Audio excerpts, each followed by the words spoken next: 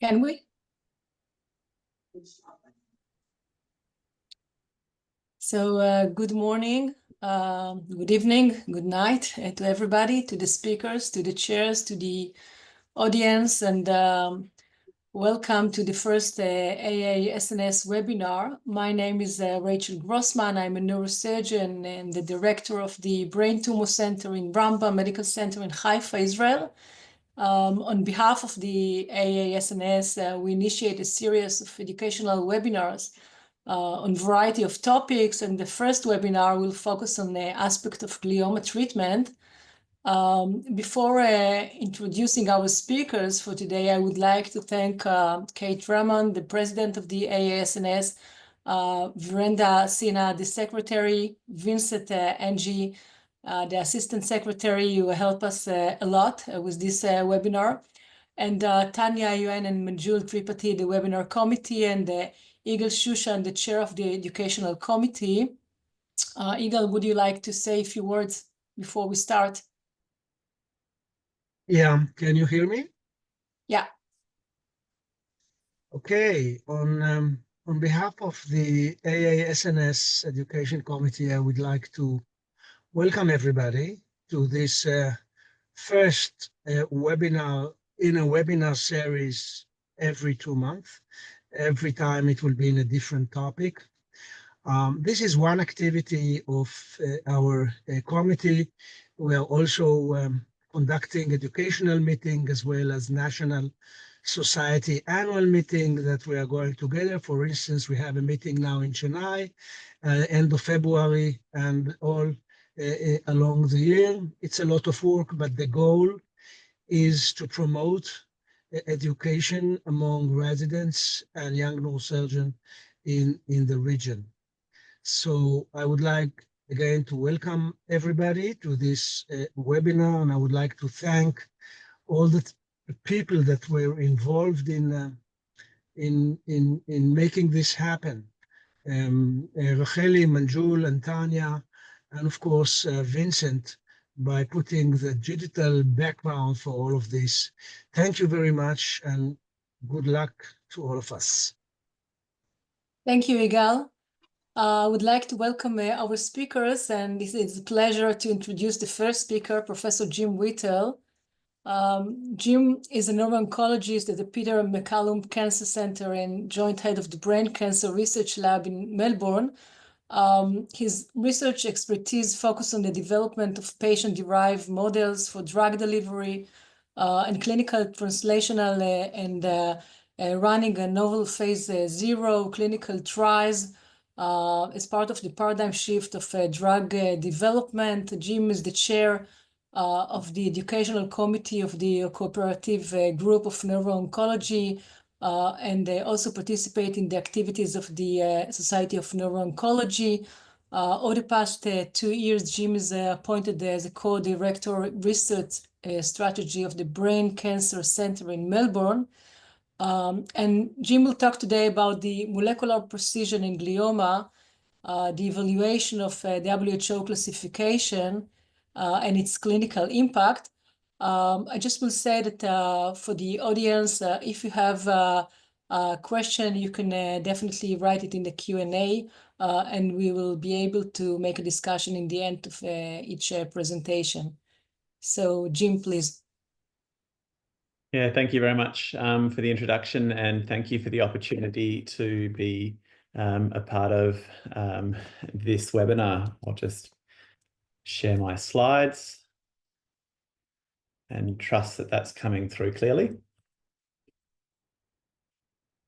So this is a topic that I think is continuing to get more and more interesting, and I'm really pleased to talk about how the evolution of molecular medicine is impacting how patients are being treated in the clinic. And so over the next 20-25 minutes, I wanted to touch on sort of 3 or 4 areas which I think are important practice-changing areas. And first, how the updated classification is impacting and prognostic and predictive value in the clinic. Clearly, the introduction to IDH inhibitors in the clinic is having a major role. But there's also work trying to better prognosticate in this space. And more recently thinking about adjuvant chemotherapy and really trying to tease out when and what. And whilst GBM, we might not be seeing any new treatments coming through in registration studies, better subtyping and better profiling has a role in the way that we look after these patients. And then finally, I just wanted to touch on emerging variants in diffuse midline glioma. So you've probably all seen a slide like this before, which highlights the evolution of the WHO classification system and starting in 2007, which was really strictly around histological subtyping. And then this was updated in 2016 when a number of basic molecular tests were introduced for routine tumour diagnostics, but a major overhaul in 2021 where the sort of concept of the integrated molecular diagnosis through next generation sequencing, through methylation profiling, has become much more prominent. And, what that has meant is that we've been able to go from, for example, this reference histology from the older type of classification, astrocytoma, oligoastrocytoma, or anaplastic oligoastrocytoma. And through a number of molecular tests, including ATRX, 1p19q, IDH, and others, to create a refined molecular diagnosis where, as you can see on the right, has clear prognostic value with 3 clear survival curves. And, when we think about it, looking after the majority of our patients in the clinic, this is broadly classifying 2 major subgroups in adult practice, at least. Our IDH mutant tumours, which can be grade 2, 3, or 4. And the key change in the 2021 classification was the introduction of the CDKN2A homozygous loss, which upgrades the grade 2 and 3 tumours to a grade 4. I'll talk about that a little bit later. And the other major change being for histologically low-grade IDH wild-type tumours with either TERT promoter mutation, EGFR amplification, or 7 gain and 10 loss being upgraded to a glioblastoma. And I'll talk about that in a little bit more detail. So I think it's sort of worth mentioning, although, this concept of, molecular diagnosis is important, the vast majority of cases can still be accurately diagnosed and classified with 4 simple immunohistochemistry stains. So whilst we do have an array of expensive molecular assays, which are useful and helpful, most of clinical practice can actually be rationalized quite simply. And so if we think of gliomas being stratified into, based on the R132H immunohistochemistry into mutant or wild type, and just sort of a reminder that for patients who are under the age of 54 who are wild type, those patients should be referred for next generation sequencing if that's available. And then IDH mutant can be subclassified based on whether they're 1p19q co-deleted or 1p19q intact, typically with an ATRX mutant. A 1p19q codels can be grade 2 or 3 oligos. And then, as I mentioned earlier, the CDKN2A intact tumours can be grade 2 or 3, whereas the loss of CDKN2A leading to a grade 4 astrocytoma. And so just looking into IDH mutations in a bit more detail, clearly the Indigo study and the rollout of vorasidenib into clinical practice is, clearly an exciting change in our field. But as a reminder, and the sort of the biological underpinnings of how IDH mutations drive tumorigenesis through the production of this oncometabolite 2-hydroxyglutarate, which really has pleiotropic effects in tumour cells, leading to epigenetic changes. It's immunosuppressive, it impacts metabolism, and also leads to changes in DNA. And, whilst I said 90% of these cases are detected with that basic IHC stain on R132H, there are obviously non-canonical mutations which are picked up on the next generation sequencing. I think what's interesting to note is that it's both prognostic and a predictive marker, and that it's associated with improved overall survival and response to treatment at all grades. 1p19q co-deletion, I think, remains the pathonomic feature of oligodendrogliomas and is the most powerful predictor of prognosis.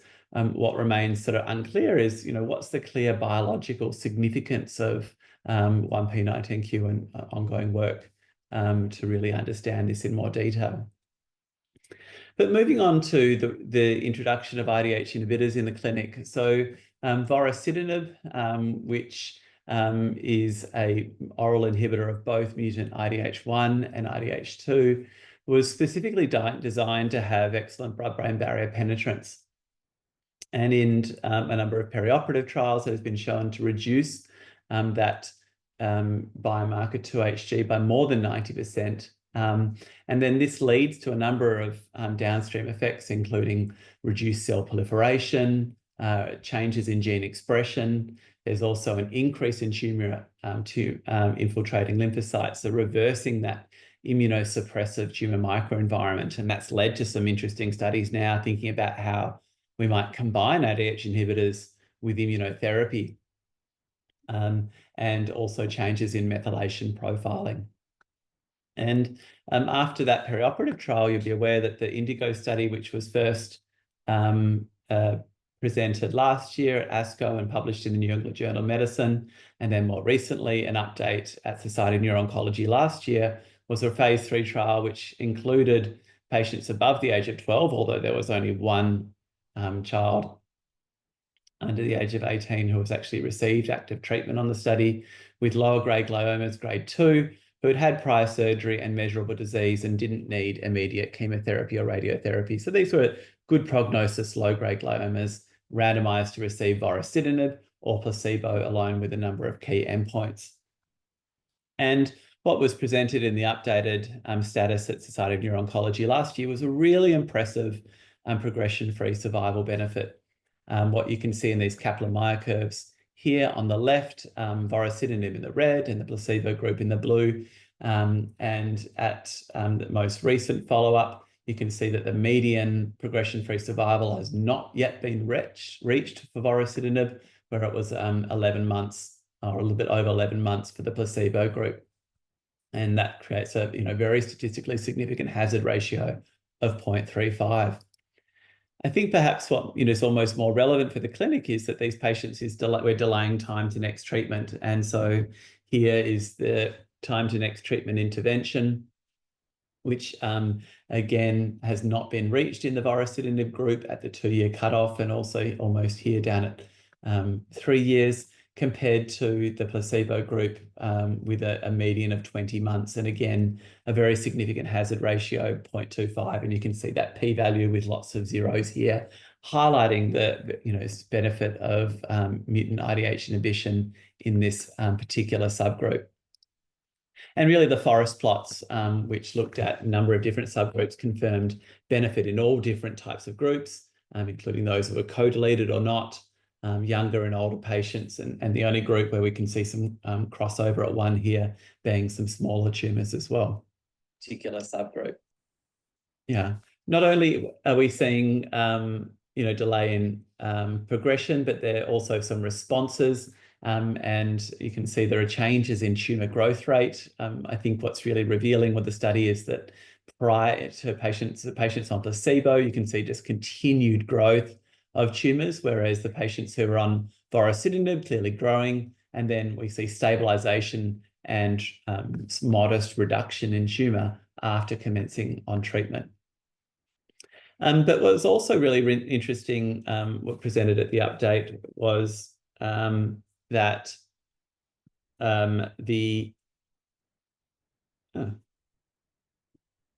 just a sec, I'll stop sharing my screen just because I think there's an issue with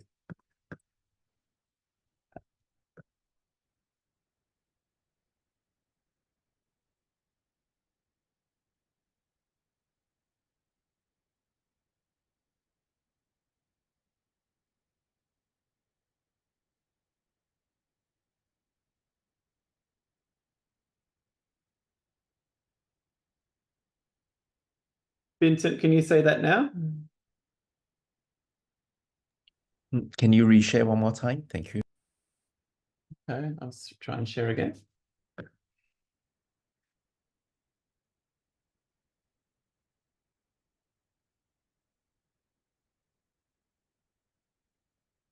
How's that looking now, Vincent? All good.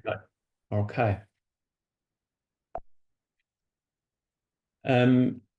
So we're just sort of moving forward is with the use of vorasidenib, actually showing some improvement in seizure control as well. So of note in the Indigo study was that this only enrolled patients who had relatively well controlled seizures, and were not a key one of the primary endpoints. However, some subgroup analysis of patients who did have more than one seizure at study entry had shown a marked reduction in the rates of treatment, marked reduction of seizures whilst they were on the study. Again, this is sort of some thought-provoking work and potentially an impact of RDH inhibition on the tumour microenvironment. We know that 2-HG also can drive seizure activity in mouse models of glioma as well.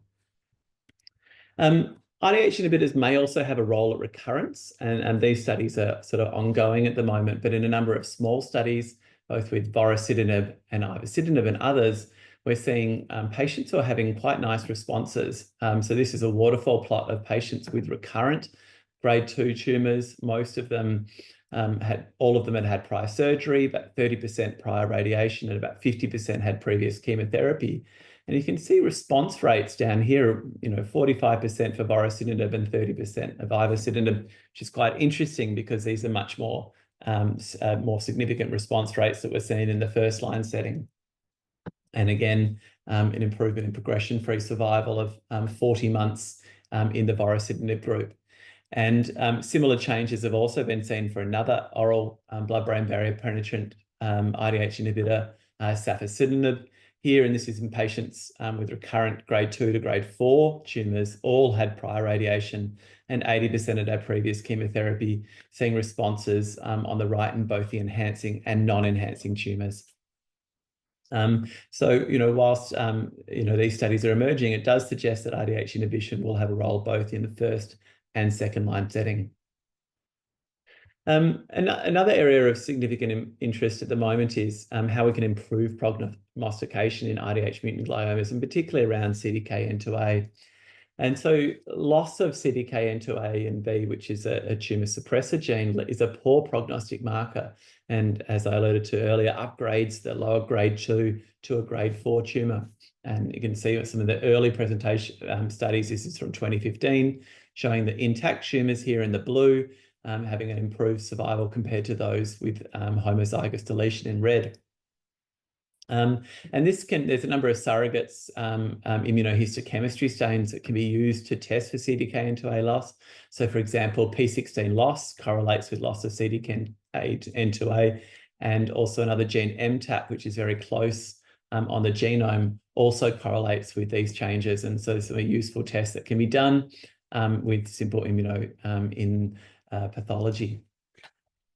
And so whilst the sort of the old-fashioned diagnostic molecular features of astrocytomas, so grade 2 astrocytomas characterized by RDH mutation, ADRX mutation, and TP53 mutation, grade 2 gliomas characterized by increasing cellularity, whereas grade 3s are also seeing significant mitotic activity, and grade 4s with necrosis and microvascular proliferation.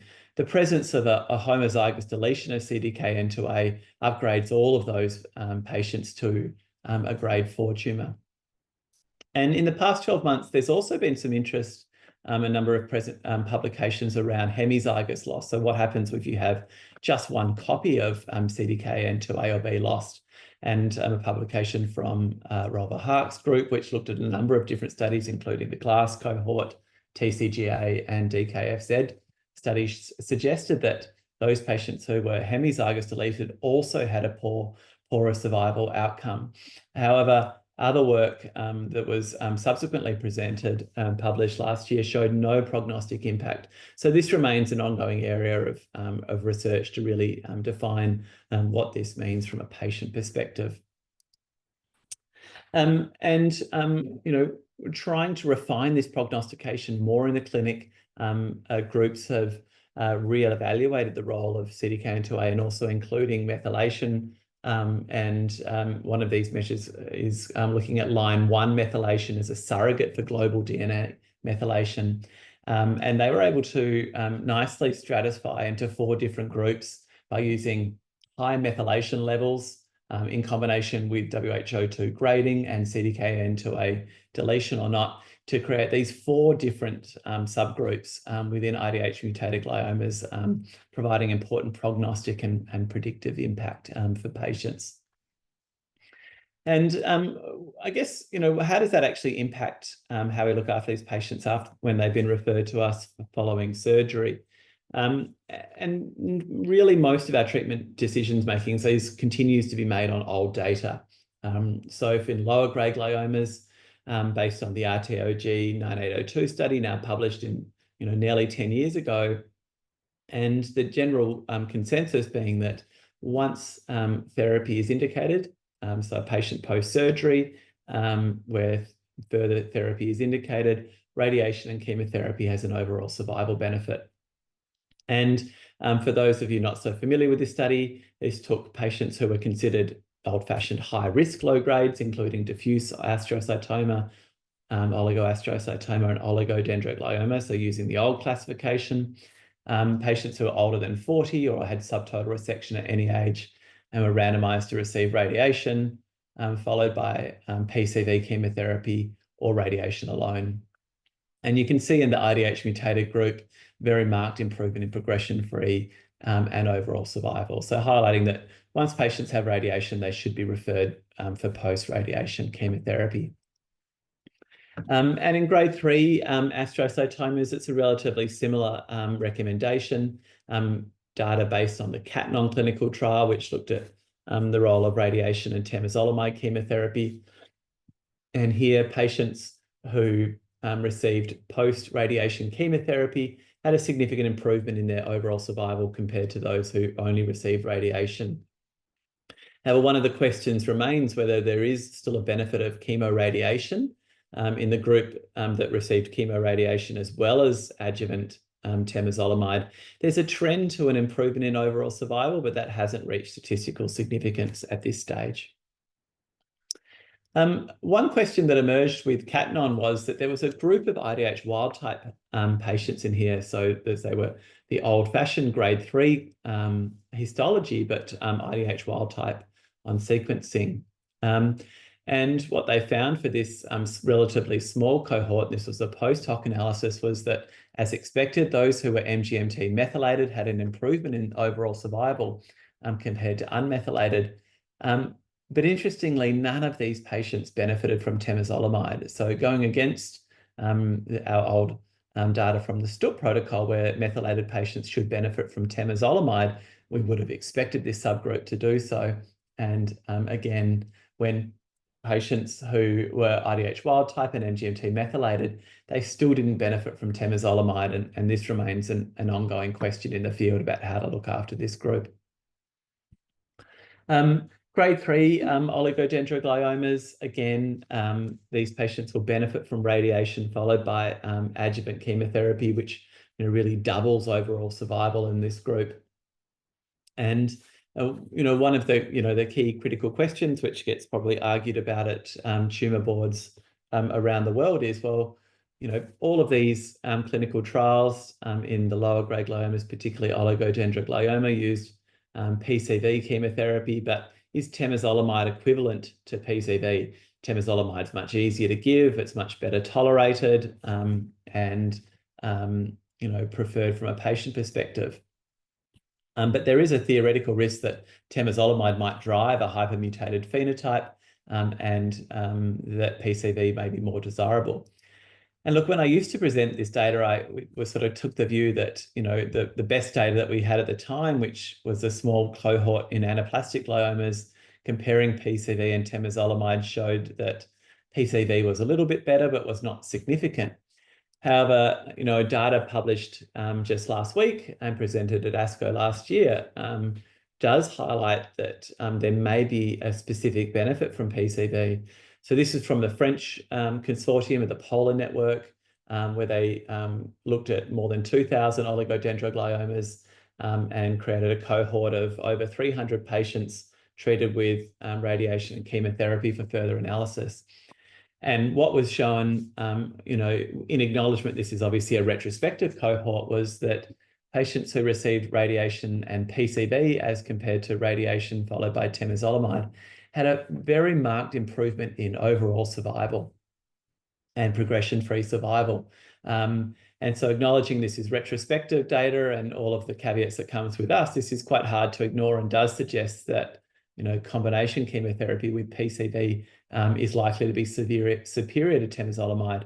And this should be a discussion with patients, taking into account their preferences and toxicity. And so, how does that look for our current treatment landscape for lower grade or IDH mutated gliomas? So, I think, following, maximal safe resection, grade 2 gliomas, may still be suitable for active surveillance, but vorasidenib clearly now has a role in this lower risk group.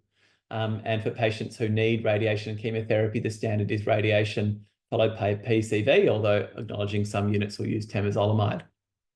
And at recurrence, vorasidenib also has a role.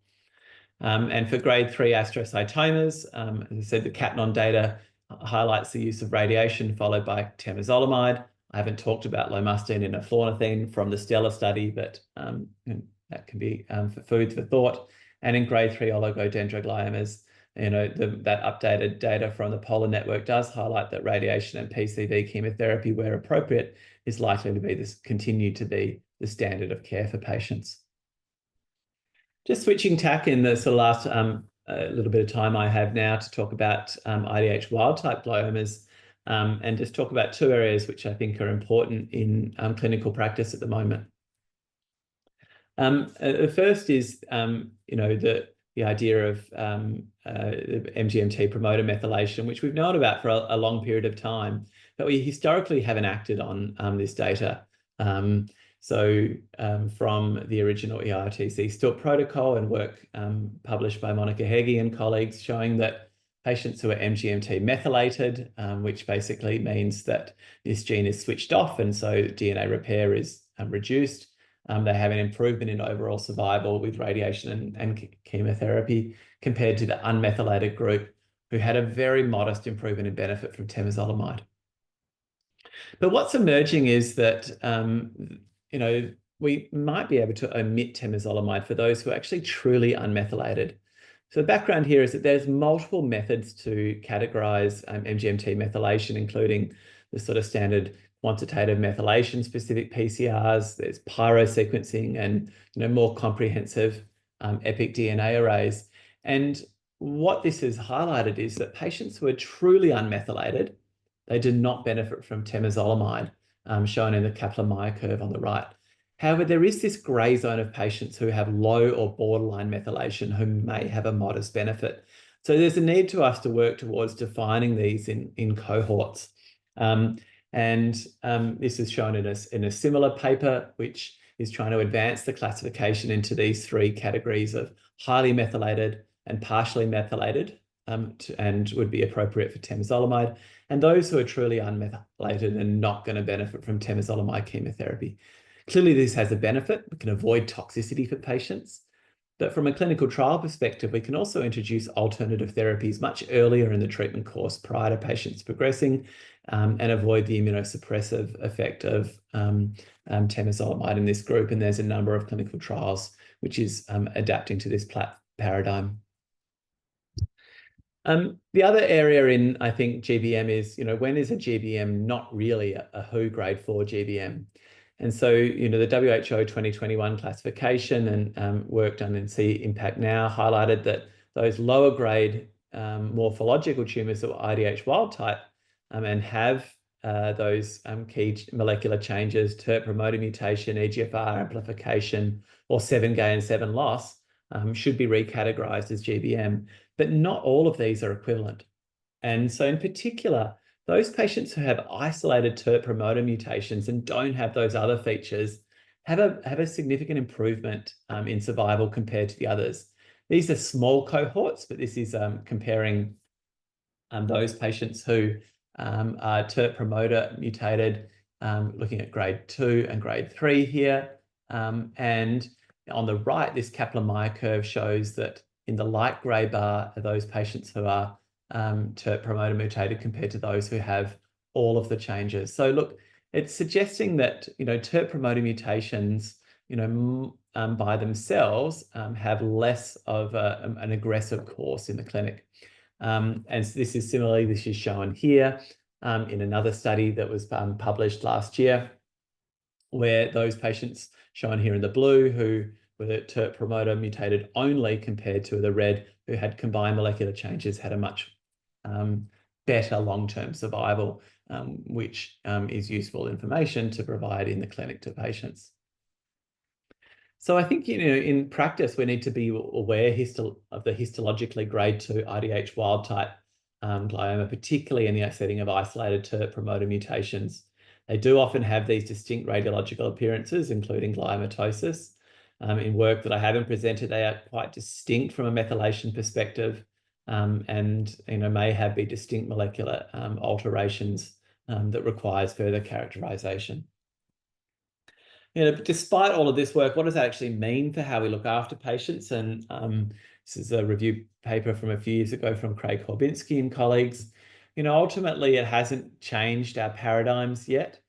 For most patients, who are under 70 with good performance status, we still recommend standard of care OITC protocol. But you can see highlighted throughout this figure here, strongly consider enrolling in clinical trials, which continues to be the advice that we offer patients when we see them in the clinic and where clinical trials are available. And just in the final minute, just highlighting sort of diffuse midline gliomas as another entity which, although rare in the AY and adult sphere, are becoming more and more interesting in terms of identifying new treatments and new subtypes. As you're aware, these are characterized by H3K27 alterations and are predominantly seen in children, but can be seen in adults. But I think just to be aware that there's some new variants that are emerging in this group. So, whilst, H3K27 altered tumours, continue to have a dismal prognosis and survival, we're seeing changes in 2 papers here, and those that have alterations in the MAP kinase pathway, including BRAF mutations and FGFR1 mutations, having an improved survival outcome. And this is likely to lead to new treatments for this patient cohort and hopefully some hope that we can identify other subtypes which might be actionable in the clinic through further work. So I'm going to sort of finish here and just sort of look forward to taking any questions, but highlighting that, as I introduced, that the updated classification does have important prognostic and predictive value. In IDH mutated gliomas, the IDH inhibitors are really coming into the fold. That's obviously going to have regional differences in how they're reimbursed and accessed over the coming years. And there's other areas of prognostic impact. And in GBM and in diffuse midline glioma, further stratification and understanding of these is going to be important for defining new treatments. And I wanted to thank everyone for your attention, and sorry for my slide sharing issue earlier. Thank you very much, Jim, for a great presentation. I don't see any questions from the audience. Not yet. Maybe it will come later. So I think we will continue with the next speaker. It's a pleasure to introduce the next speaker, Dr. Kristin Janka, Associate Professor and attending neurosurgeon at the Department of Neurosurgery at Heidelberg in Germany. She's in charge of the Neurosurgical Neuro-Oncology Service, and she's part of the AASNS Tumor Section, and also the chair of the Brain Tumor Section of the German Society of Neurosurgery. Her clinical expertise include awake glioma surgery, intraoperative neuromonitoring, and intraoperative imaging, and also skull-based surgery. Her research focuses on molecular and clinical prognostic factor and glioma, and special interest in prognostic impact of maximal tumor resection. And she's also working on functional and prognostic rule on subventricular zone and tumor stem cell in the context of glioblastoma. Dr. Zhang will talk about the principle and consideration in the surgical management of glioma.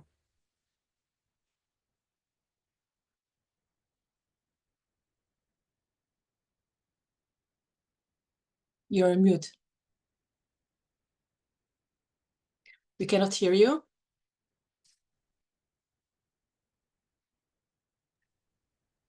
Here I am. Yes. It should work now. Okay, sorry for that. So thank you very much again, Rachel, for this kind introduction and also for the invitation to give this lecture today. After this excellent talk about the molecular diversity of glioma, I just want to emphasize that also for us as neurosurgeons, glioma is a very diverse disease in terms of radiographic appearance, of tumor location, and also in terms of clinical presentation, necessitating very individualized surgical strategies. And today in my talk, I would like to address the goals of surgery. I would also like to talk about challenges and strategies and the optimal timing of surgery. And in the last few minutes, I would like to touch upon repeat surgery for recurrent glioma. So let's start with the goals of glioma surgery. As we just have heard from the previous talk, it's very important to obtain tissue in order to obtain a diagnosis and also to do molecularly informed treatment. Also, by reducing the vital tumor tissue, we hope to impact on the prognosis of our patients, but not only on the prognosis, but also on the functional outcome in terms of symptom relief, seizure control, and also quality of life. And I know that there are many controversies in glioma surgery. I've listed a few of them here, and I will also try to address some of them.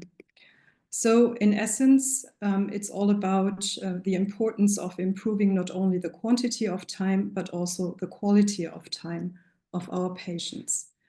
And of course, we also face a lot of challenges in glioma surgery. And one of the main challenges is the highly invasive growth of diffuse glioma, with the tumor cells extending often far away from the bulk tumor mass along the white matter tracts.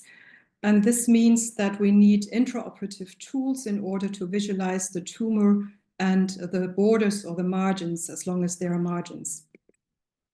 And a second issue is that many gliomas, particularly the low-grade ones, are located near or within eloquent areas, and this means that we really have to balance the functional integrity against the extent of resection. And finally, and we've just heard about that, we've moved from a very simple classification system, a binary classification system of low-grade and high-grade gliomas, to a very subtle molecular classification in the meantime. And all those molecular subtypes we've just heard about all pose an inherent prognostic bias and also may be confounders of resectability. So let's move on to the prognostic impact of what we are doing in the OR. And let's start with the lower grade glioma. I think you all are aware of these Norwegian data, a study from Norway, where they made use of the national referral system for pseudo-randomization, where one hospital preferred biopsy and watchful waiting, and the other hospital preferred early resection for low-grade or for suspected low-grade gliomas. And even in the very early data, it was evident that early resections were associated with a significantly prolonged overall survival. And this finding even holds true after long-term follow-up of more than 10 years and after cleaning up this cohort for IDH mutant gliomas only. And still those patients undergoing early resection had a significantly prolonged overall survival, and also the rate of malignant transformation was significantly reduced. So this study really argues for early resection, but we also think, or there is evidence that there is a gradual improvement of outcome along with the increasing extent of resection, and most likely there is also a subtype dependent effect on that. And I think that patients with IDH mutant astrocytoma, in this data from the Netherlands, it's a volumetric study, patients with IDH mutant astrocytoma benefit more from extended resections or even from total resections in terms of no residual tumor volumes than oligodendroglioma patients. And there are many studies out there pointing in the same direction, but I think this is the largest and one of the most recent ones. It's data from UCSF, and they, together with the colleagues from Boston and also from Norway, they did a very comprehensive outcome analysis, including the molecular subtypes, including volumetric data, and also including adjuvant treatment, which is also very important as we just heard from the previous talk. And in this recursive petitioning analysis, oligodendroglioma patients with small residuals and small preoperative tumor volumes fared best, while patients with large residuals and astrocytomas fared worse. And the colleagues also did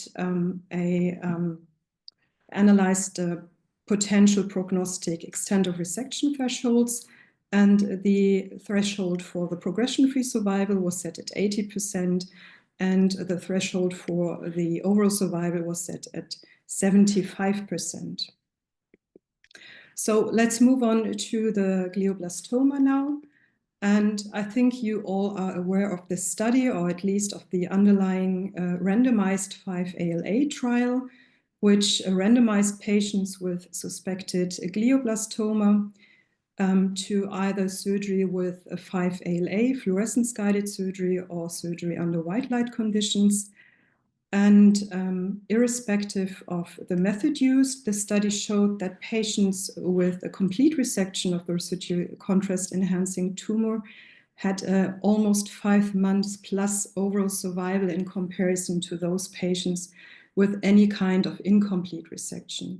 So this is still the highest level of evidence for the prognostic impact of resection we have so far.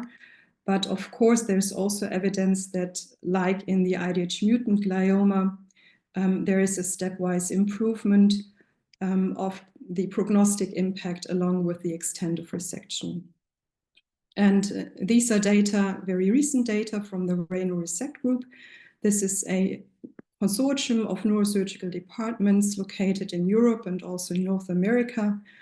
And they developed a classification system.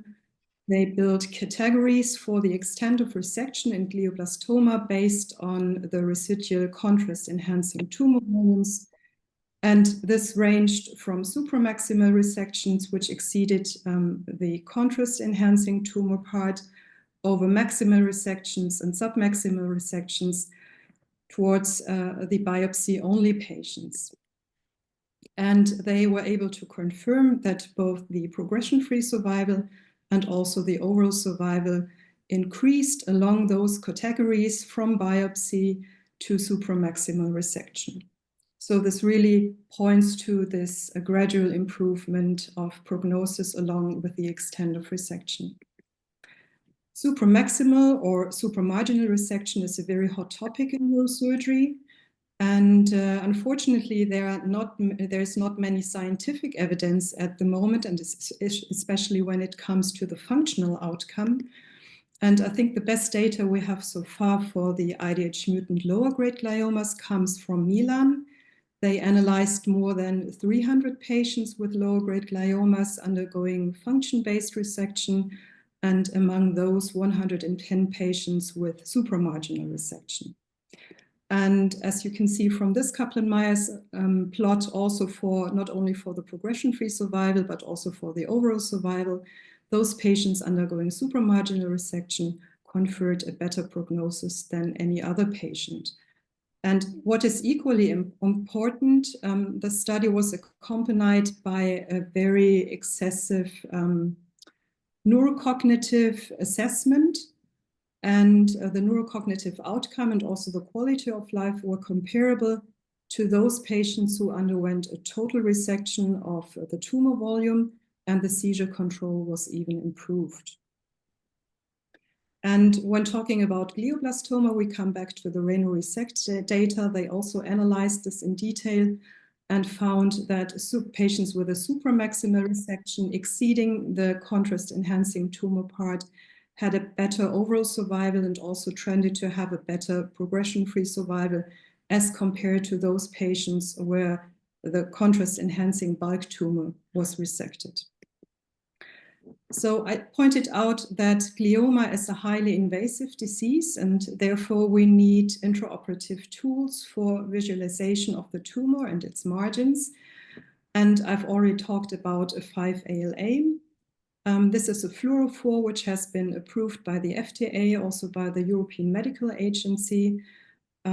It directly labels the tumor cells via its metabolite, protoporphyrin 9, and the staining usually exceeds the bulk contrast-enhancing tumor part.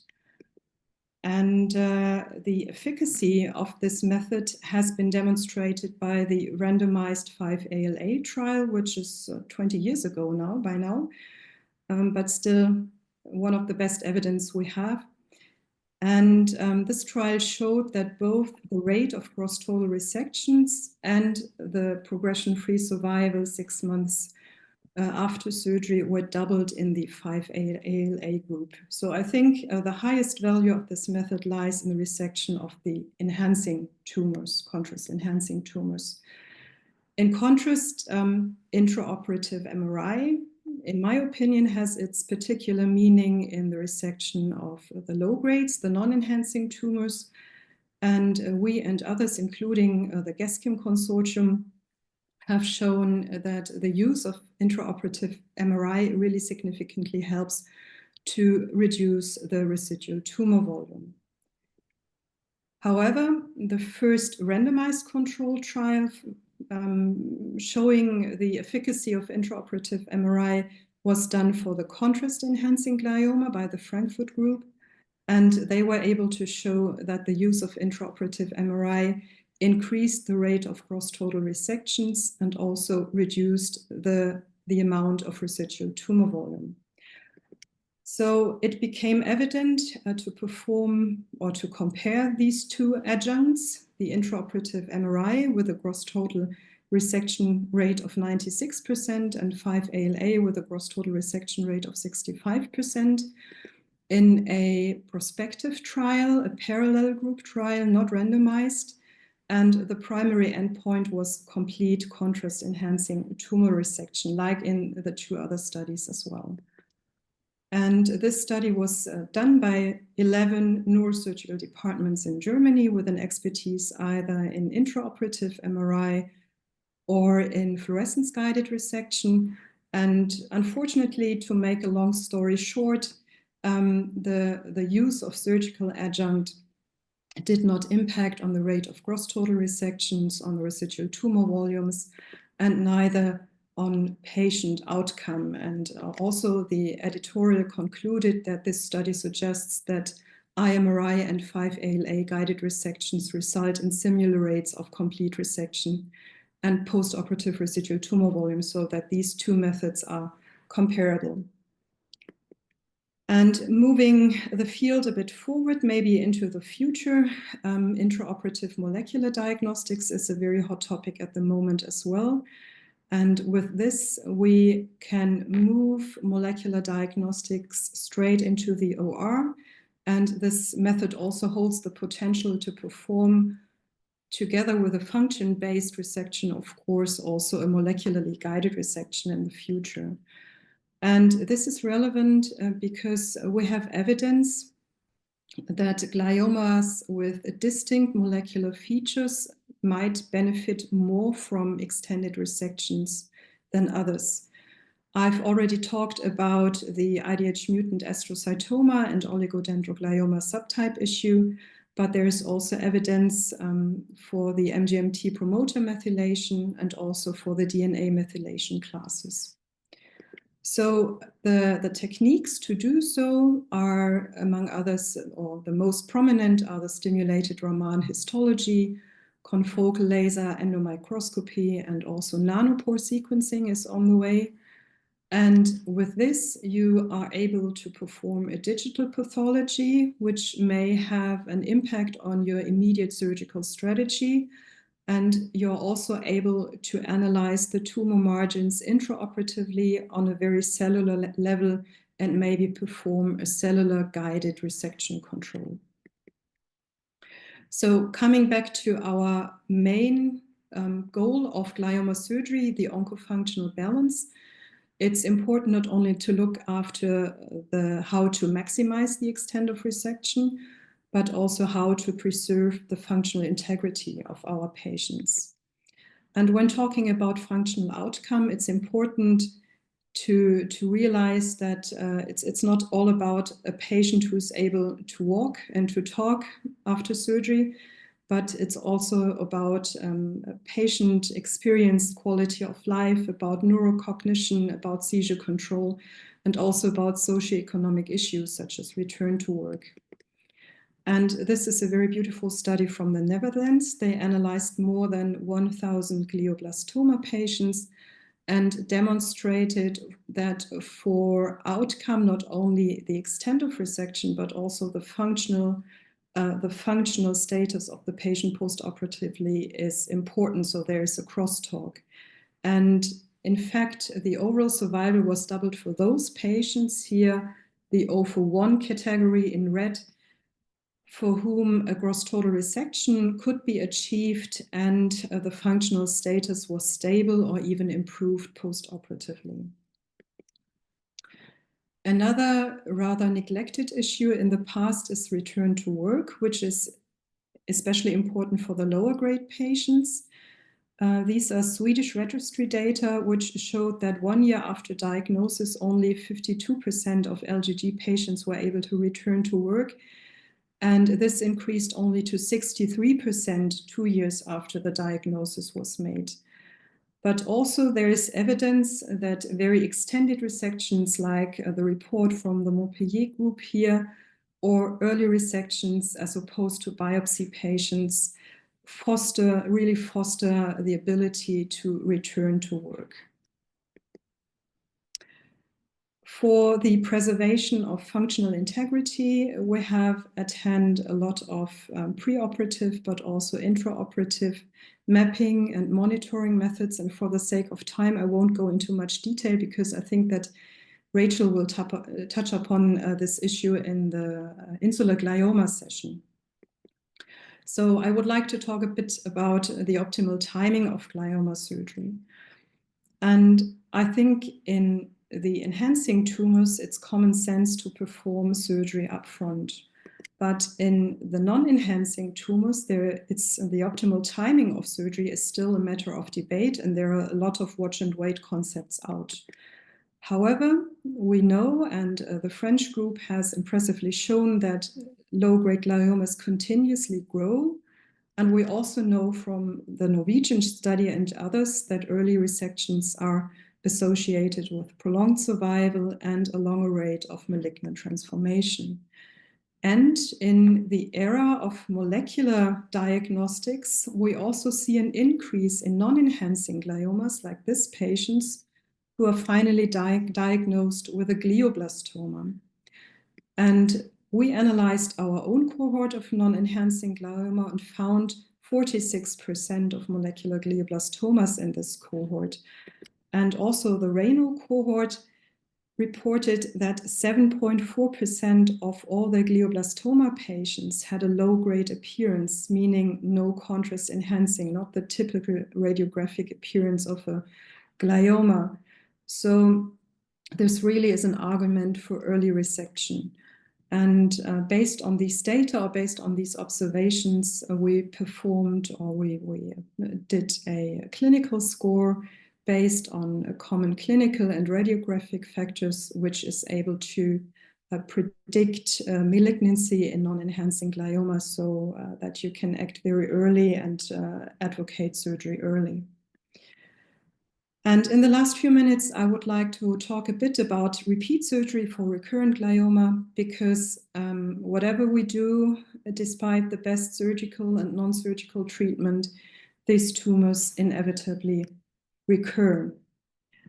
In recurrent glioma, we deal with heavily pretreated patients, with vulnerable patients. And on the one hand, we know that repeat surgery may impact prognosis. It may also offer the chance to get fresh tissue for molecularly informed treatment, but it also may pose an increased risk of neurological and surgical complications. And in larger cohorts, only one-third of glioblastoma patients was amenable to re-resection because of functional issues, tumor location, and also the functional status of the patient. And again, there is recent data from the RANO-RESECT group dealing with recurrent glioblastoma patients. They analyzed more than 300 patients with re-resection and compared them with patients who were non-surgically treated, and they found that re-resection was associated with a prolonged survival after resection compared to those patients who were treated non-surgically, and this holds also true in multivariate analysis.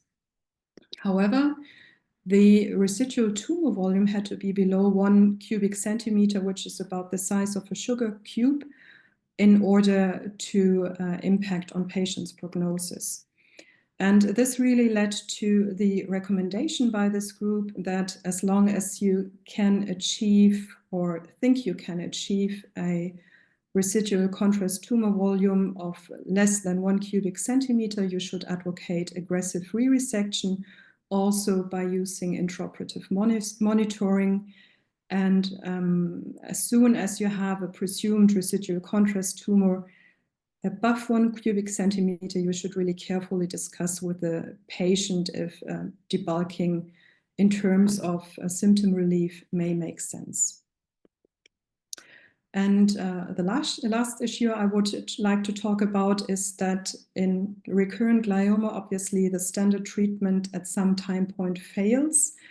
And there may be the option to obtain fresh tissue for molecularly informed treatment.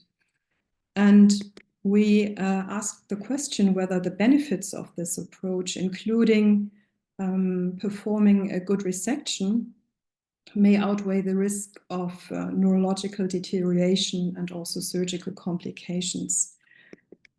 We analyzed 70 patients with a tumor board recommendation of molecular diagnostics for targeted therapy, among those 69% of glioblastoma and 1/3 of IDH mutant glioma.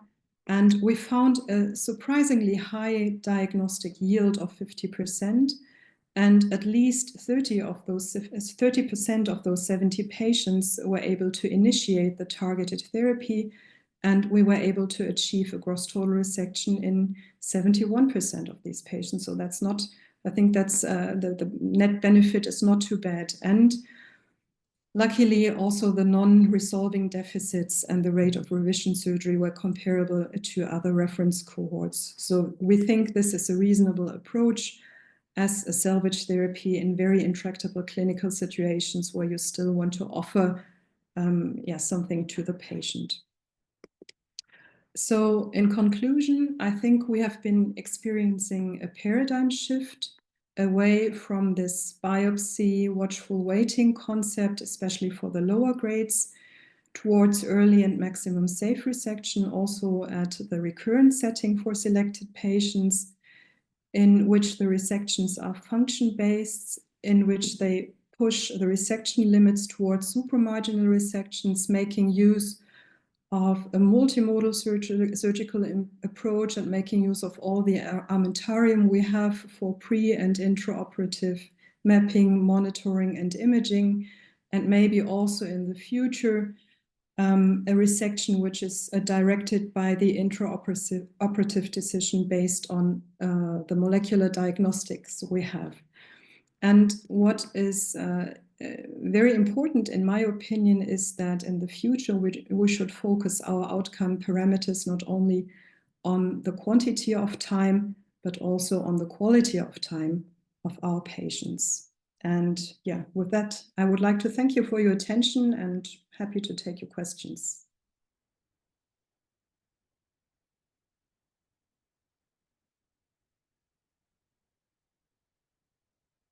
Rachel, you're muted.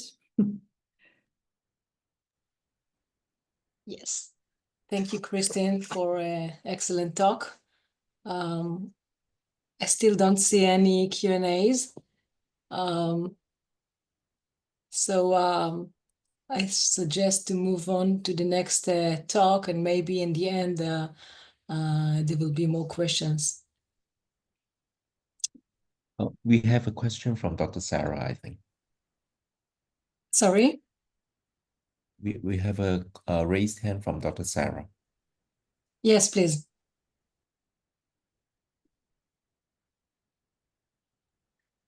Dr. Sarah, I think you're allowed to talk. You can unmute. Sorry, the usual problem. Thank you. These are fabulous talks. Christina, maybe just something for discussion. When I was in Jerusalem for our meeting, I first saw those loops with the headlight for the 5LA, and that has been made a much more expedient for me to do 5LA for patients. And I think it's particularly valuable in the recurrent setting as to what is tumor and what is radiation necrosis. And I just like your thoughts on that. And also, I think it's a lot quicker than doing intraoperative MRI. What are your thoughts on that? Do you use the microscope or you do the loops and headlight?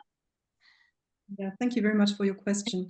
In Germany, we don't use the loops on a regular basis, but I've seen it in a course, and I think it's very efficient in lighting up the resection cavity, because this is probably one of the major issues of 5ALA, that when you use the microscope and there is tumor in one hidden corner, it's not easy to detect it.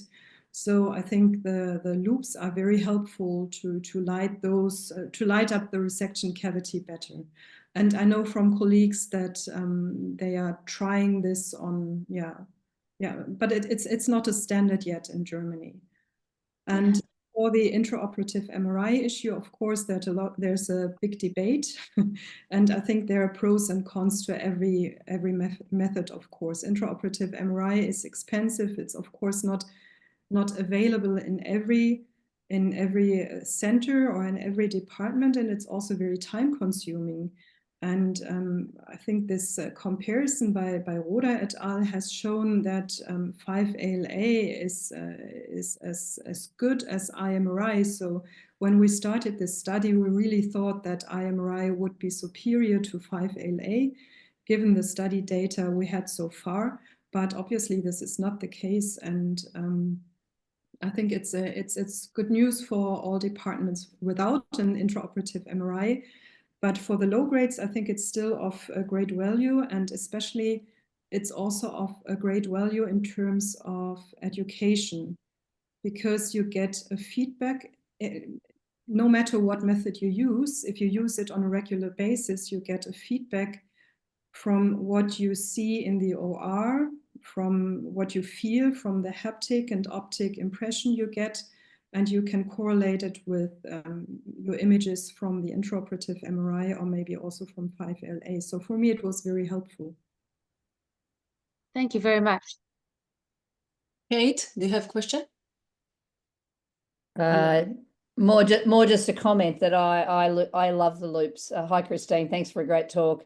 I love the loops and the headlight for the 5ALA. I find it is much more versatile than the microscope, but I think it's the best thing for the contrast enhancing tumors. But for the low grades, intraoperative MRI, all the way. Yeah, I agree. And it's not so dark as what you are with the microscope. It's the blood doesn't bother you so much, and your field of view is much better than it is with the microscope, I think, with the high grades, like you're saying, Kate. Much better contrast. It's easier to swap between white and blue light, but I find that I don't swap that much, because it seems to be just a little bit of ambient light coming in that makes it enough that you don't really need to. Much better than the microscope.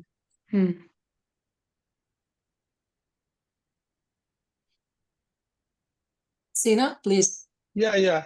It is question for Jim. The molecular biomarkers we go for prognostic and predictive. Does they have any specificity for pediatric age group and adult? Just Yeah, no, I typed a response in there. I think at this stage, I think age as an independent variable is obviously not very useful, but you know, I think, you know, we sort of put a position paper on this recently in that AYA cohort, particularly, I think thinking about the molecular features as being more important in guiding prognosis and predictive value than age. And so thinking more about tumor subtype rather than, you know, age and prognosis. But I think it's imperfect at the moment, and we definitely need better risk predictive models that integrates age and into these to make decisions. okay. I think I asked you on the chat about offering more for IDH mutated GBMs at recurrence, and where you thought we might be with IDH inhibitors for high-grade gliomas. Yeah, so I think certainly most of the studies which tested the IDH inhibitor, certainly the early trials, showed very minimal responses for enhancing tumours, particularly at recurrence. Although, you know, some of the data I suggested said there was a small proportion of patients who do have a response. They're not typically very durable as a single agent.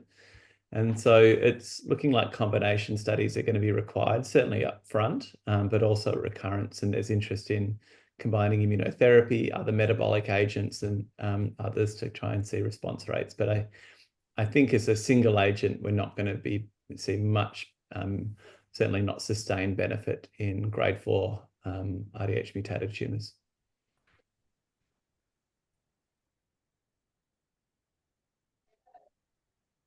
All right, so we will continue with the last talk, which is a surgery for insular gliomas. Sorry, Rachel. I think Professor Moyadi has a statement.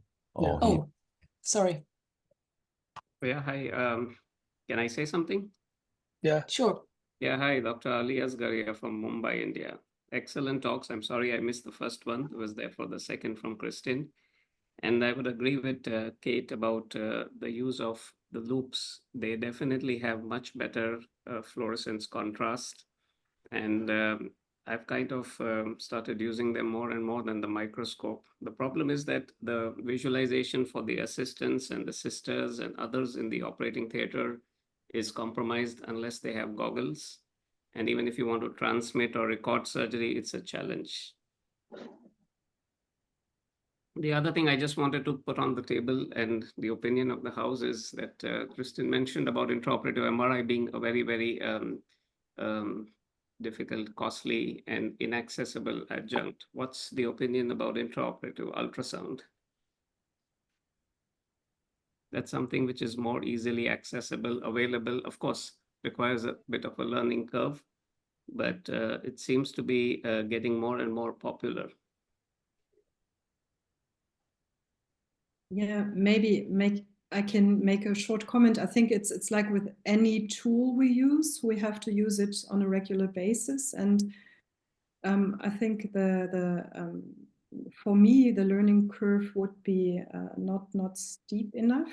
And we don't use it on a regular basis, but I have a discussion with Michael Sabel. You know him quite well, I know, and he really relies on intraoperative ultrasound. And I think as soon as you do things very often, you do it, you get good results. Maybe that's the diplomatic answer.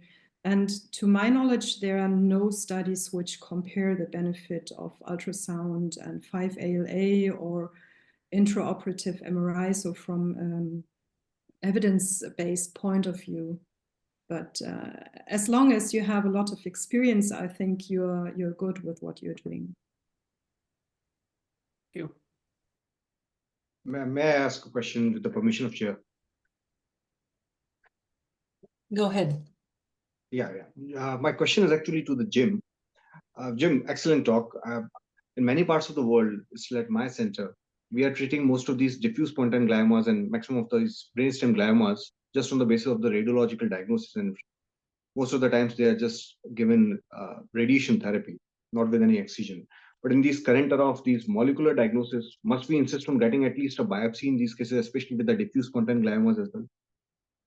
Yeah, I think it's a difficult one, and it really does depend on what therapy you have available for these patients afterwards, and is there a clinical trial?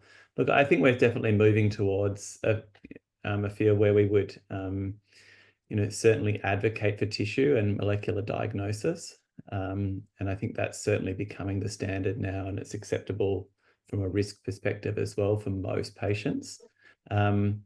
But, there is also some therapeutic nihilism, I think, on the other side. Well, if you're doing a biopsy and it comes back as a H3, well, and the only proven treatment is radiation, then, what is the point? But I think without biopsying, without further characterization, we're never going to push the field forward. So, ideally it comes with clinical trials and other therapeutics with a biopsy. But I think it's acceptable to talk to the patient and young people and their parents about that, and they can certainly make their own decision within that context. Thank you. Thank you, Jim. Thank you, Christine. We will move on to the last talk. I will talk in the next few minutes about surgery for insular glioma.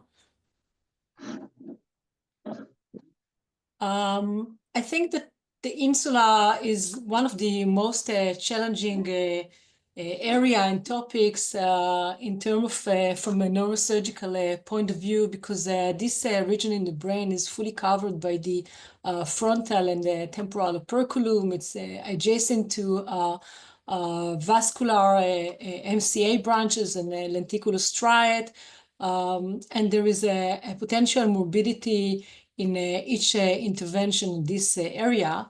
So this is how the insula look like when we expose it. So there is a boundaries of superior and inferior limiting sulcus, which are a very important structure to remember.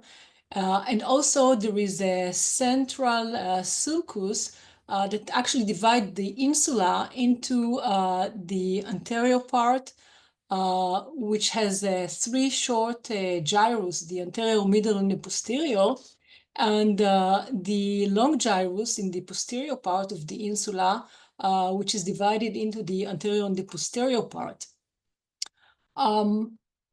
This is a coronal cut of the right insula, and you can see the internal capsule and the putamen. And you should really pay attention to the inferior and to the superior limiting sulcus, and also to the green arrow, which point on the most superior part of the insula, which is very close to the corticospinal tract, and then we'll talk about it in a minute. So again, this is the central sulcus that divide the insula, and this is the same central sulcus that go on the superior part and divide the parietal from the frontal gyrus. And when we look at the central sulcus, it's actually intersect with the superior limiting sulcus. And this is a very important point for consideration, because this is the point where the insula is really susceptible for any damage in the corticospinal tract. Because when we inside the insula, in the inferior part, we have the basal ganglia between the insula and the corticospinal tract. However, when we go up to the superior limiting sulcus, to the area that just in the superior part of the insula, we really can damage the corticospinal tract, and we need to remember this. The limiting the limit insula is located in the inferior part of the insula, and this is also a very important structure to remember. We need to be aware to the white matter tract, which located in the area of the insula. The SLF is an important structure. This is an axial cut. We can see that medial and deep to the insula, there is the external capsule and the internal capsule, and also a gray matter of the putamen and the globus pallidum. Here in the green, you can see the SLF that going around the insula. And in the coronal cut, you can see this green area, which is actually the cross-section of the SLF. And you can see that the SLF on the dominant side is located just in the superior part of the insula and deeper, which means that if the tumor, for example, is extend to the superior part of the insula, we can definitely cause damage to the SLF tract. The corticospinal tract is just going medial to the SLF and more posterior. And it's going from the motor cortex down to the spinal cord.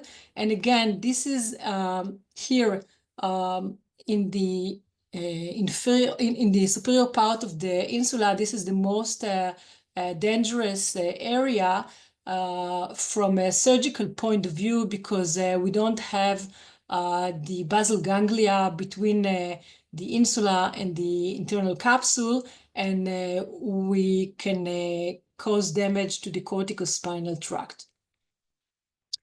So the IFOF is another important white matter tract, just going on the inferior part of the insula. And actually, together with the uncinate fasciculus, the anterior commissure, and the optic radiation, all of this white matter tract going through the temporal stem, which is a very important structure to be aware, to be familiar with. The temporal stem is actually kind of a bridge or connection between the temporal lobe and the basal ganglia, and it's located just in the inferior part of the inferior limiting sulcus. Another issue is the vascular anatomy that we need to be familiar with, and I'm talking about the location of the M1 and to be aware to the exact location of the lateral lenticular striate that going outside from the that originated from the medial part of the M1 and pierce the anterior perforating substance to supply the globus pallidus and the internal capsule and the coronal radiata. They are really tiny vessels, sometimes less than 1 millimeter in the diameter. And we're talking about up to 15 small vessels of lenticular striates. They are end arteries, no anastomosis, and any damage can cause an infarct with a severe motor deficit. This is a T2 coronal cut in the chiasm level, and you can definitely see the yellow line. The lenticular striate will be located in this area, and the red line is actually the lateral border of the lateral lenticular striate. And when we're talking about surgery in the insula, the red line should be our medial border. That medial to this line will be the basal ganglia and also the lenticular striate. And any damage to this structure can cause severe morbidity. So the insula involved in many functions. Part of them are still unknown, but we know that the insula has a function in memory and vestibular function, and also cardio-regulatory function. And in the dominant hemisphere, it is also associated with language function. So for many years, the insula considered as an area that is really with high morbidity for any surgical intervention. However, over the past 2 decades, with the more and more understanding in the molecular profiling of the tumor and the evolving concept of that maximal resection of the tumor is associated with a better prognosis, there was a paradigm shift toward the maximal resection of gliomas also in the insula. The insular glioma are not so rare. There are clinical series that show that up to 30% of the low grade will be located in the insula, and up to 10% of the high grade glioma will be located in the insula. The typical patient with low grade glioma usually will be a young patient. The presenting symptom usually will be seizures. The tumor can be quite large, but with sometimes only minimal symptoms and what we call intact patient. Over the past, there was a paradigm and strategy of wait and see, but I think that nowadays it is not accepted or valid approach anymore for patients with low-grade glioma. And I think that now we know that this patient should be treated. We need to have a strategy for the treatment, and we need to decide for each case if this is for only biopsy or a subtotal resection or a radical resection, and aiming for gross total resection in case we think we can make it, of course, with accepted morbidity. And we all aware to the potential advantage of aiming for a complete resection. So the concept of extent of resection is valid also for insular glioma. Here you can see that in a series of 70 patients with low-grade glioma, there was association between extent of resection and better prognosis.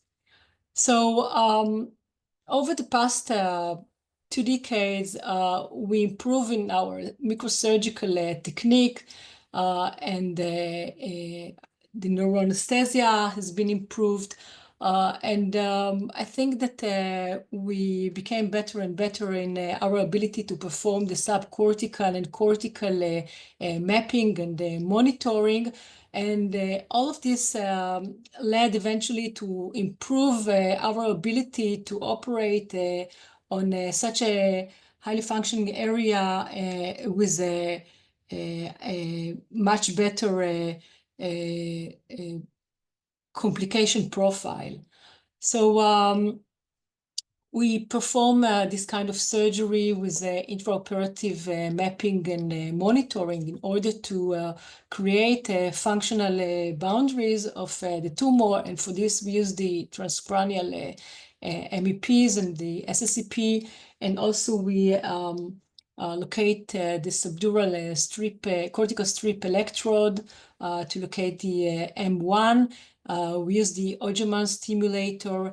And when we get to the white matter track, we use the subcortical monitoring.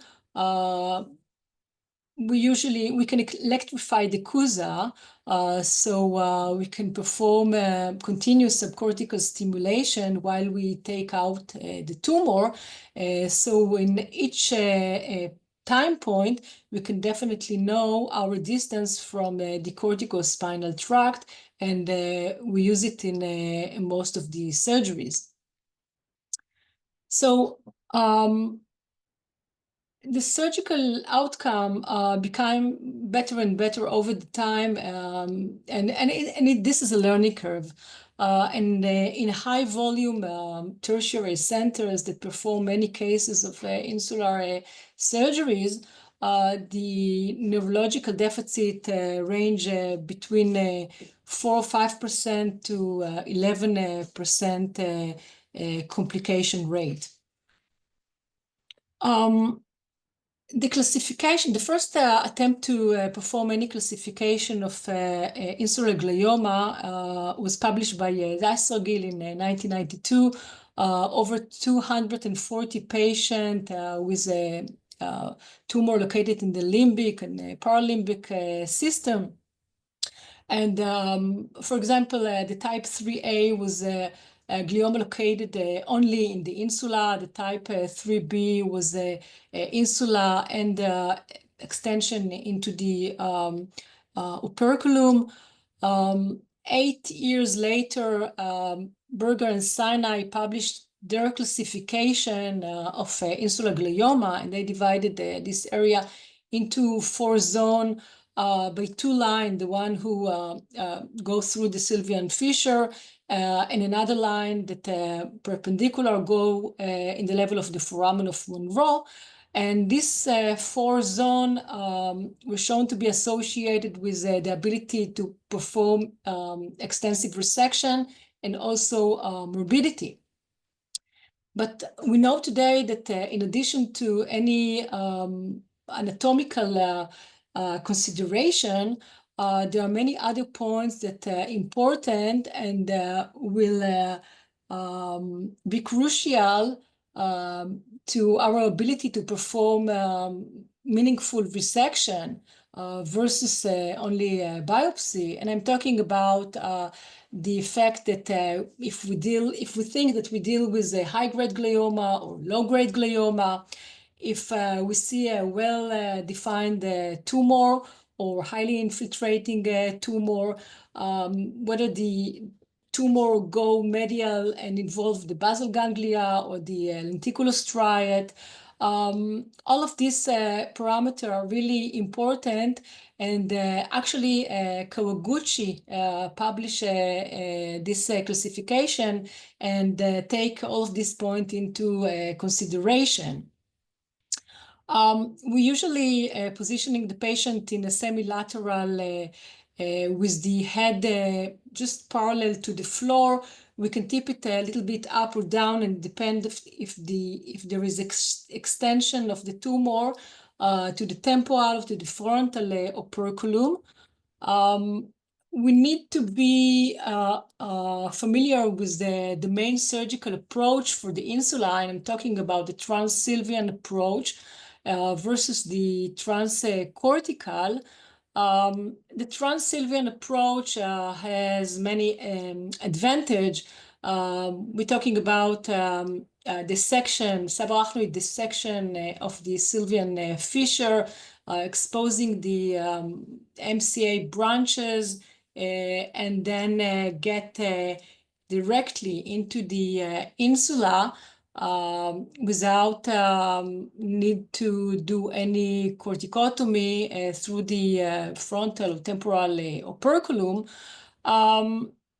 So sometimes the trans-Sylvian doesn't give us a lot of exposure, especially for the posterior part.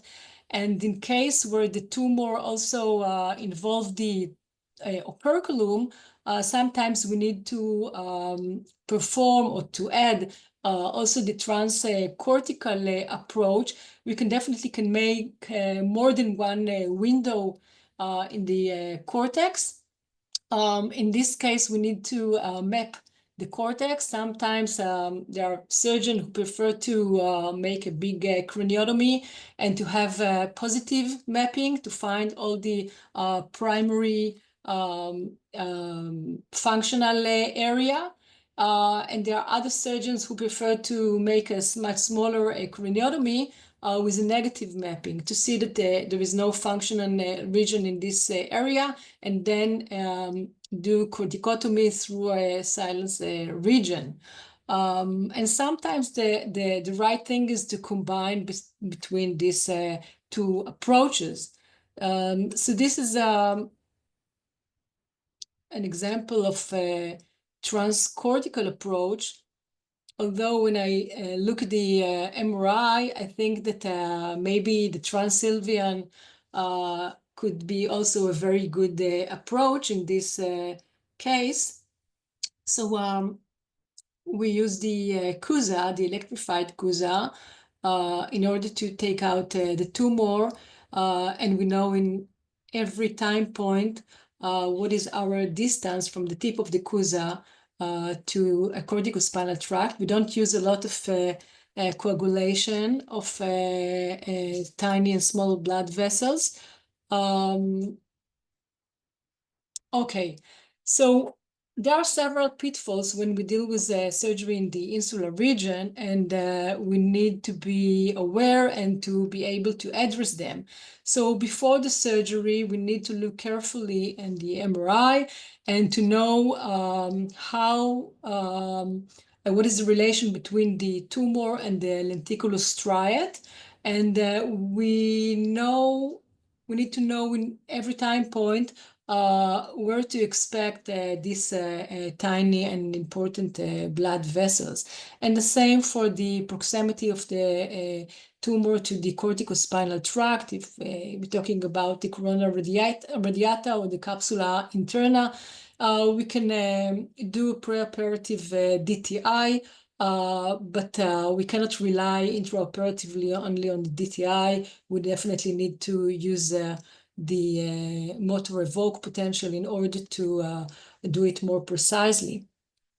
So there are many variations in this basket of definition of insular glioma, because sometimes we're talking about a tumor which are located in the dominant hemisphere over the non-dominant hemisphere. From language point of view, it can be high-grade glioma or low-grade, well delineated or very infiltrative, suckable or firm.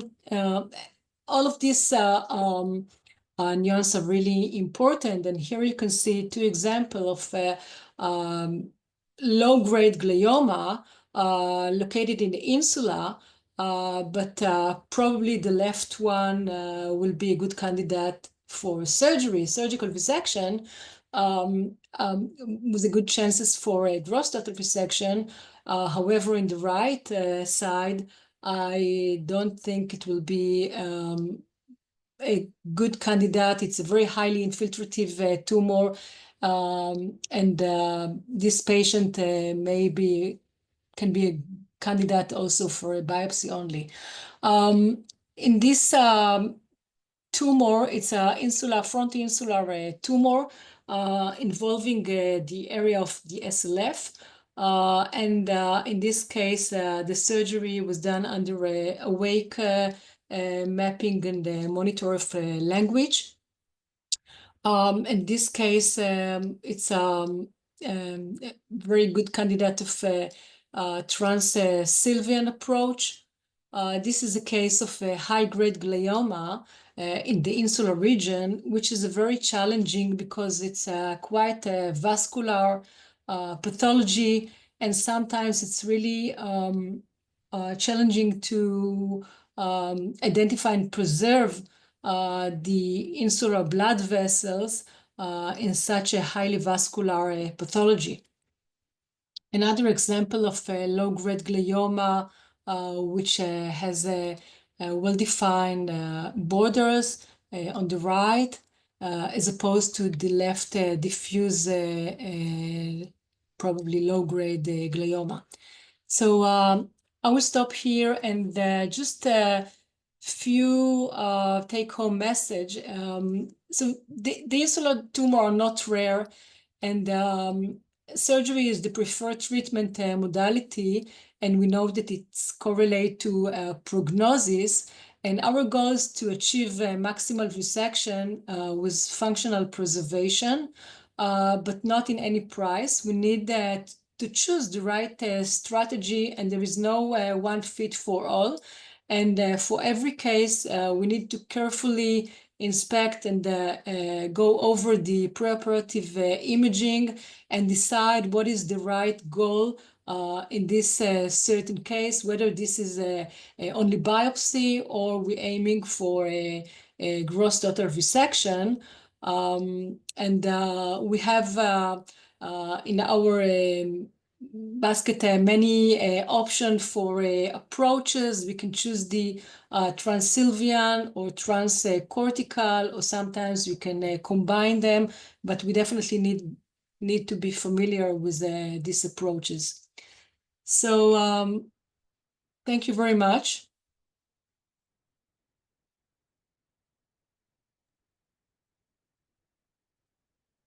Thank you, And Professor. I'll be happy to take questions.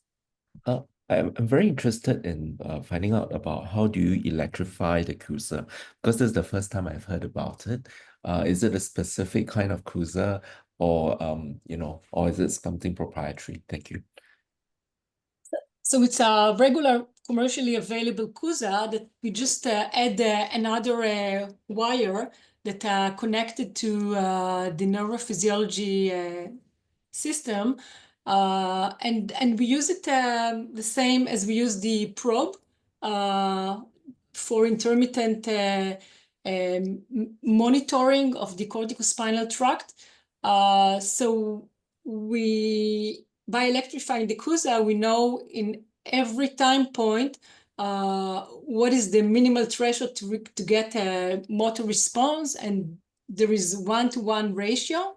Means that if we get, for example, a motor response in 6 milliamps, probably we are 6 millimeter away from any corticospinal tract. It can be the internal capsule or coronal radiata or whatever. Thank you.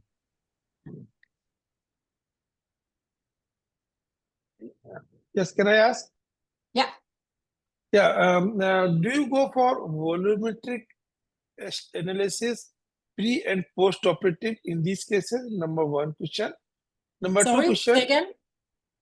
Pre and post operative volumetric estimation of tumor. Volume of the tumor. Do you calculate before and after surgery? Yeah. We don't use it. We don't do it regularly, just for usually for research purposes. But we definitely do the pre and post operative MRI with DTI to assess the extent of resection. I have published a study. We did the volumetric pre and post op. Second question, just I want to ask the role of DTI. You said it is not very important, and so DTI is just is a comment from me. So DTI is very important for low grade, especially because in low grade you change the trajectory of entry in the tumor.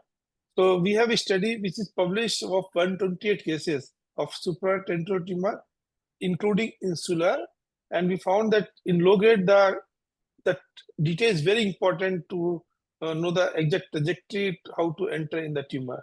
This is just my comment.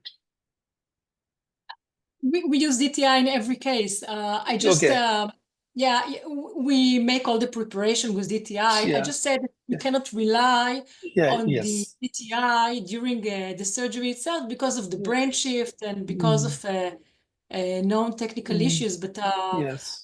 of course, we use DTI and it's helped us. Okay, thank you.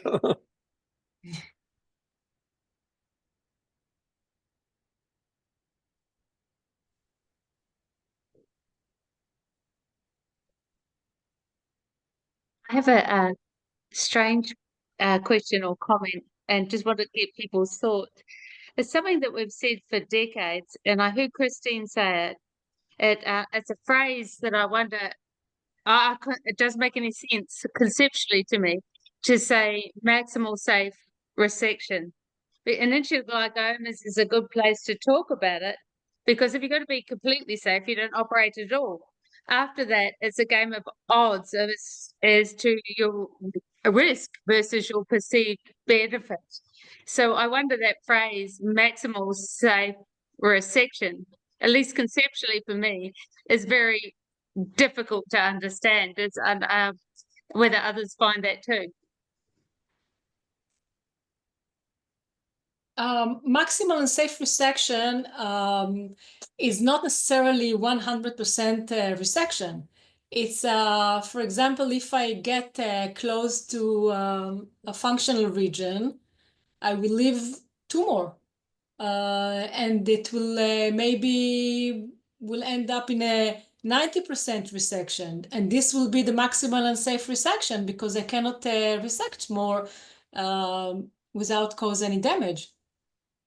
But that's difficult too, because I think, we're saying you have to get down to a sugar cube to actually achieve benefit.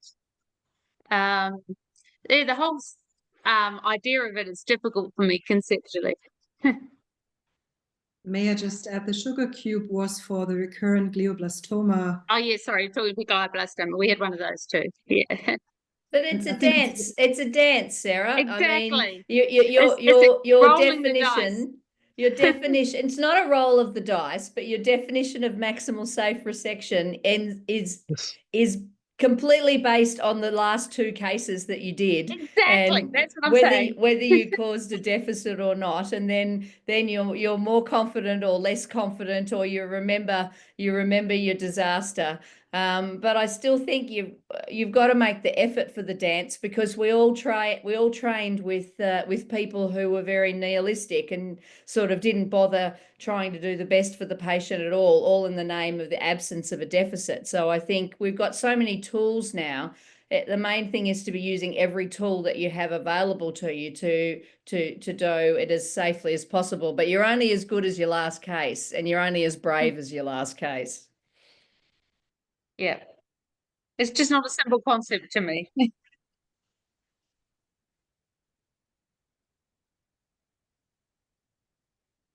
Lynn, you've got your hand up. Yes, I'm just want to ask, Rachel, are anti-seizure medications routinely given as a prophylaxis since you're entering transcortically also? I don't usually give anything prophylaxis. If there is a seizure, preoperatively, probably the patient will receive Keppra or anti-epileptic drug.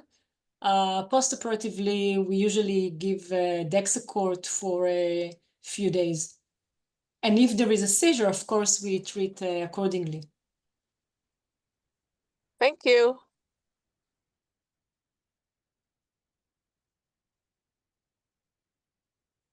Any more questions? Okay, so thank to all the audience and the participants and everybody who joined this webinar. And we hope to see you all in the next AASNS webinar that probably will take place 2 months from now. Thank you, Rachel. I think Lynn has one neurotrauma webinar that she will want to share some details on. Yes. Lynn, I will share the screen for you, and you Okay. Thank you. Thank you. Yes. I would like to invite everyone on February 21. This will be the updates and overview of guidelines for traumatic brain injury. Our speaker would be Dr. Gregory Horiluk. He's one of the authors with the Brain Trauma Foundation in the 2016 guidelines. And we are currently developing the newer guidelines, specifically more for austere and combat environment. And he has a lot to say about the recent head injury guidelines for 2025. Thank you. Lynn, it is overlapping with our Chennai meeting. Oh, yeah. But I'm sorry I cannot go there. I wanted to go, but then, yeah, the ICRAN, I will be there. So that's it. And I think that's going to be the first one. I'm organizing, already talked with Professor Rubiano and then Chiara Robot. It will be a series of webinars for the Neurotrauma Committee of the AASNS. Can I get all the panelists to turn on your video? We'll take a proper glioma webinar snapshot. Thank you. Thank you. Okay, calling 1, 2, 3. Okay, doing the snapshot now. Everybody say cheese. 1, 2, 3, cheese. Wonderful. Thank you. Thank you. Thank you so much. Thank you, everybody. Thank you. Bye-bye. Thank you. Bye-bye. Bye-bye. Thank you. Bye-bye.